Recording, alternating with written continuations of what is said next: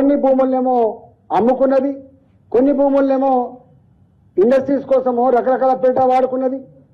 కొన్ని భూములు ప్రైవేటు వ్యక్తులు ఎవరైతే యజమాన్యాలు వచ్చినాయో ఇలా వాళ్ళతో భూదందా కూడా చేసింది.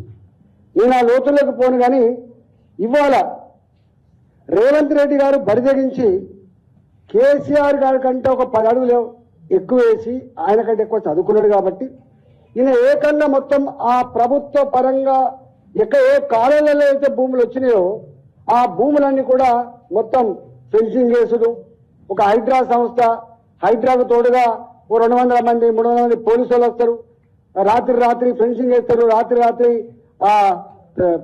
టెంపరీ గోడలు కట్టి ఆ భూములను కూడా దిల్ కప్పచెప్పి అమ్మించే ప్రయత్నం చేస్తున్నాడు. దాంట్లో నా పార్లమెంట్ పరిధిలో మల్కాజిగిరి పార్లమెంట్ పరిధిలో, ఎందుకంటే న్యూలీ ఎక్స్పాండెడ్ సిటీ అంతా అటే ఉంటుంది కాబట్టి కూకటపల్లి హైటెక్ సిటీ నుంచి మొదలుపెట్టి హయాత్నా దాకా లక్ష్మాపూర్ నుంచి మొదలుపెట్టి ఇవాళ తుర్కపల్లి వరకు కూడా మాదే ఉంటుంది కాబట్టి ఇవాళ మొత్తం కొన్ని వేల ఎకరాల భూములు ఆనాడు ఈ పేదల భూములు ఏవైతున్నాయో గుంజుకుంటా ఉన్నాడు. దాంట్లో మొట్టమొదలుగా దుర్మార్గం ఏంటంటే బడంగపేట అనేటువంటి ఒక మున్సిపాలిటీ ఉంటుంది. బడంగపేట మున్సిపాలిటీలో 5 తరాలుగా సాగు చేసుకుంటున్నారు. వాళ్ళు జ్ఞానం ఉండవలసింది ఎక్కడ అంటే ఇవాళ ప్రైవేటు భూములు ఏ రైతైనా లీజ్ తీసుకుంటే, కౌలు తీసుకుంటే 12 ఏళ్ళు 13 ఏళ్ళ కనుక వరుస పెట్టి కనుక ఉంటే, కబ్జా కాలంలో కాస్తు కాలంలో ఉంటే 38 ఈ కింద ఆయనకు 40% భూమి మీద హక్కులు వస్తాయి.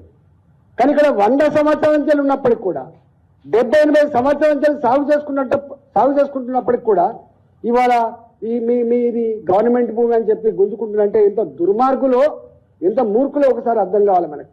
అంటే ప్రైవేట్ వాళ్ళ భూములు మాత్రం కబ్జా కాలంలో ఉంటే నువ్వు 38 కింద ఇస్తున్నావు, కానీ ప్రభుత్వపరమైన భూములలో ఇవాళ వాటిని మాత్రం నువ్వు గుంజుకునే ప్రయత్నం చేస్తున్నావు అంటే ఎంత భూదందాలకు పాల్పడుతున్నారు, ఎంత దుర్మార్గానికి ఒడిగడుతున్నారో దాన్ని బట్టి మనకు అర్థం కావాలి. ఇవాళ దాంట్లో అక్కడి ప్రాంత ప్రజానికం రైతులంతా కూడా కన్నీరు మున్నీరై అయ్యా మాకున్న భూమిది ఆనాడు 45 ఎకరాల 16 గుంటల భూమి, అక్కడ 50 మంది రైతులు ఆనాడు ఉండే, ఇవాళ 400 మంది రైతులు ఉన్నారు.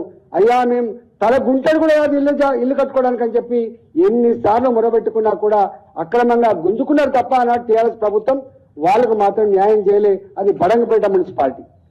ఇవాళ ఇక్కడ కూడా మా మలయాళి గారిని అన్నారు ధరణి పోయిందన్నా కానీ ధోరణి పోలేదు అని చెప్పి.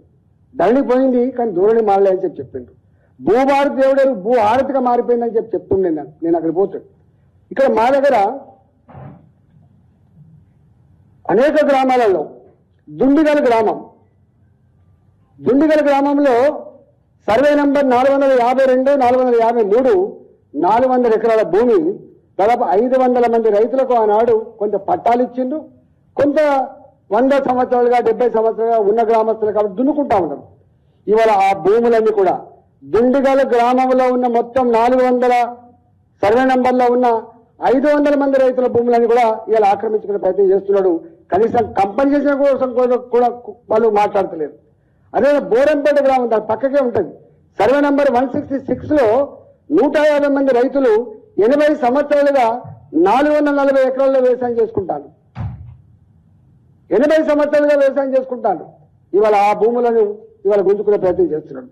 అదే గ్రామంలో 472 సర్వే నంబర్లో 30 ఎకరాల భూమి ఇవాళ గతంలో విద్యుత్ శాఖకు మాకు అవసరం ఉంది, మిగతా అంతా మీకే ఇస్తాం, ఇక్కడ సబ్స్టేషన్ ఏర్పాటు చేయమంటే కొంత ఇచ్చిండ్రు ఉదారంగా.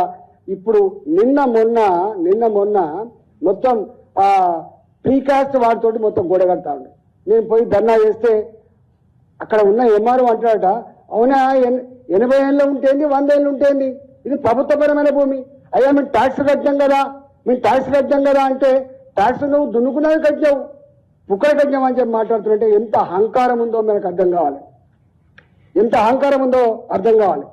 ఇట్లా చెప్పుకుంటూ పోతే ఒక లిస్ట్ మీకు ఇస్తా.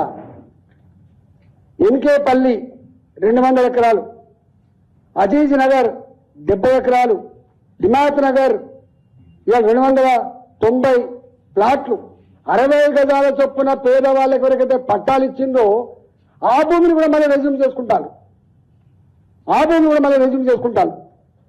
అట్లే అంబేద్కర్ గారి నిధి కింద మంజూరు చేయబడ్డ కోళ్ళఫారాలు ఇవి. అంబేద్కర్ నిధి కింద ఆనాడు 40 ఏళ్ల క్రితం 50 ఏళ్ల క్రితం శాంక్షన్ చేయబడ్డ కోళ్ళఫారాలు పెట్టుకొని బతుకుతుంటే